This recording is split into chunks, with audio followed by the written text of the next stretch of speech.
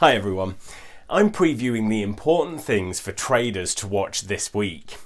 I'm putting an extra emphasis on the DAX30 index, while I'll also touch on upcoming earnings from Apple, Google and Facebook, and run down the highlights from the economic calendar.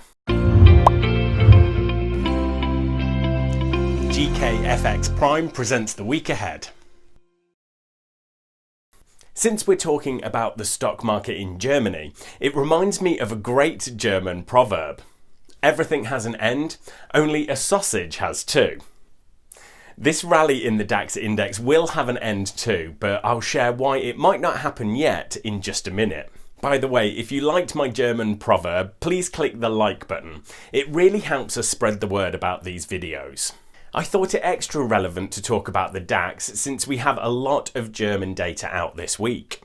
We start with the IFO, where expectations are set to slip slightly in July, as well as US durable goods orders on Monday. There is Australian CPI, but the Fed rate decision will be the big one on Wednesday. On Thursday, there is a host of German data to monitor, including Q2 GDP, followed by preliminary US Q2 GDP.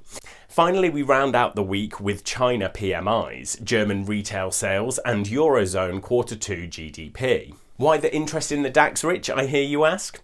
Well, for me, there are three things that are really interesting here.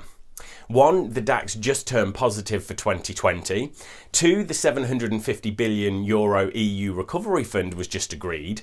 And 3. Some big investors are calling for a rotation into Europe from the United States. So let's take those in order. The DAX was down 38% in March. Now it is positive for the year and within 5% of an all-time high. That's the fastest recovery ever. So some are saying we've come too far too fast. But I think what it really shows us is that there is still very strong demand for owning high quality companies. To me, that demand makes sense even with the pandemic, because negative interest rates in Europe make it unattractive to keep your money in a savings account. From an investing standpoint, the joint issuance of debt in Europe spreads the risk between member countries. The argument goes that overseas capital is now more likely to invest in Europe because strong economies like Germany are in effect bailing out weaker economies like Greece. So the DAX index should benefit since it has some of Europe's largest, most stable companies to invest in. Lastly, big asset management firms like BlackRock have said that Europe's better response to the pandemic and lower resulting rates of unemployment makes it a better place to invest than the United States. So they predict investors will rotate from the United States into Europe.